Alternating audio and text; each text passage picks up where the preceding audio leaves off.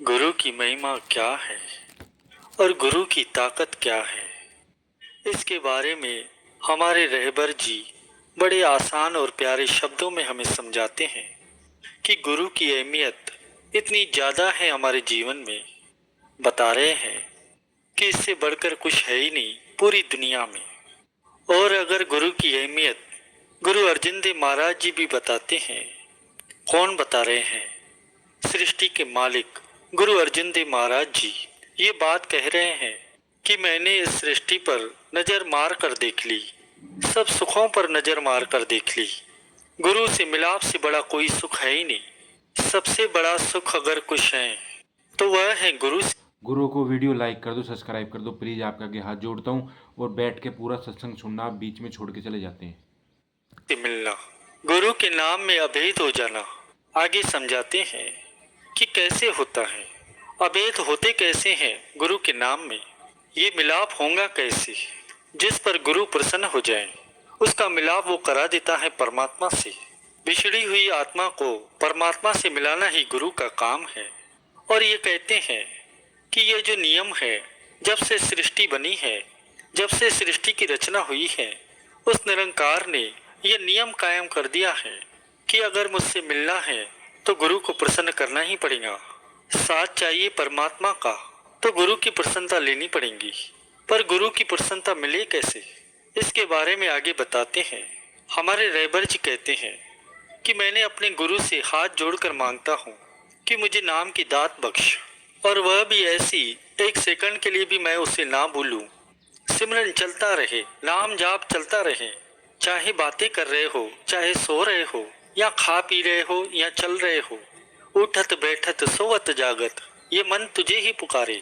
यह अवस्था मांगी है। क्यों मांगी है? क्योंकि गुरु की प्रसन्नता लेने का यही एक तरीका है। और यह तरीका क्यों है? क्योंकि यह तरीका बताया भी गुरु ने ही है कि गुरु को प्रसन्न करना है तो गुरु का हुक्म मान लो। और गुरु का हुक्म क्या है? एक नाम जाप ही हुक्म है। गुरु को प्रसन्न करना है तो नाम जपो, उसका हुक्म मानो, और उसका हुक्म है नाम। सबसे जो प्रमुख हुक्म है नाम, नाम। 143 अंग श्री गुरु ग्रंथ साहिब जी की वाणी की स्मृतियां, वेद शास्त्र, जितने भी धार्मिक ग्रंथ हैं, एक ही चीज पुकार पुकार कर कहते हैं कि सिमरत वेद पुराण पुकार पोथिया। पुकार रहे हैं क्या? नाम बिना सब कुड़।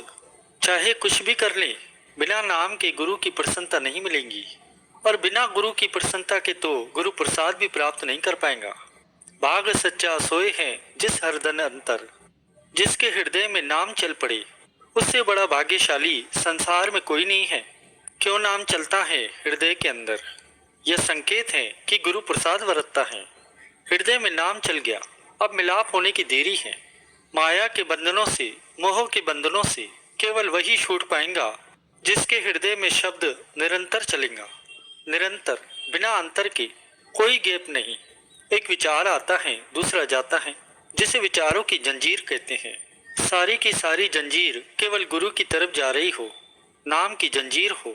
श्वास श्वास में नाम बस जाए, धड़कन में नाम बस जाए, जिसे हृदय जाप कहते हैं। हृदय में नाम जप जाए, श्वास श्वास सिमरन, रोम रोम की बंदगी, केवल वही इस जंजाल से छूट पाएगा जिसके हृदय में शब्द चलेगा, और वो भी निरंतर, बिना किसी अंतर के।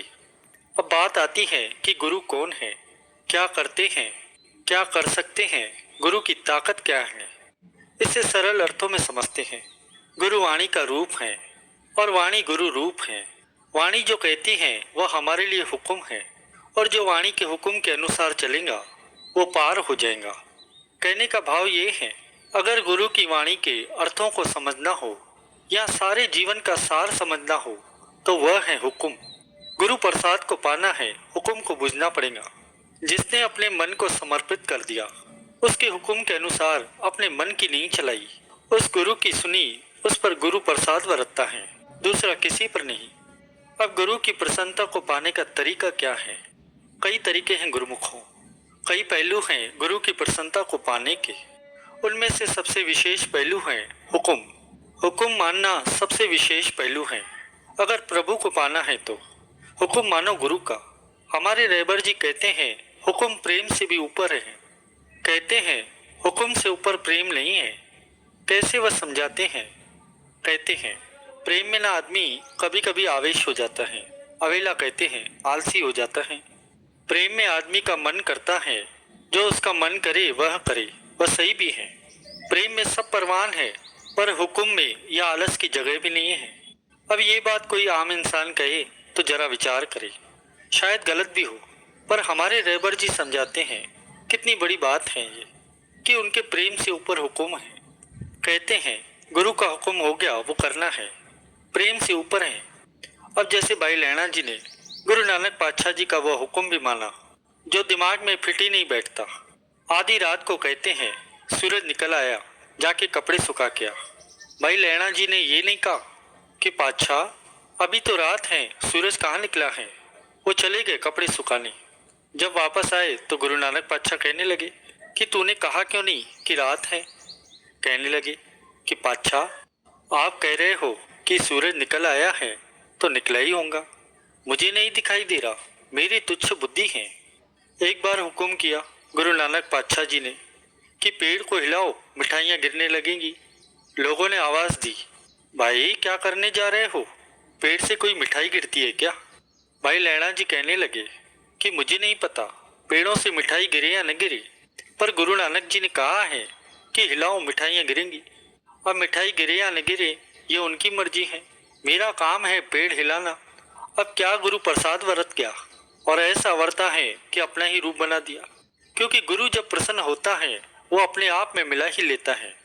इसीलिए गुरुमुखों बहुत ही विरले होते हैं वो लोग जिन्हें गुरु की शरण प्राप्त होती है, जो गुरु पर अपना सब कुछ वार देते हैं।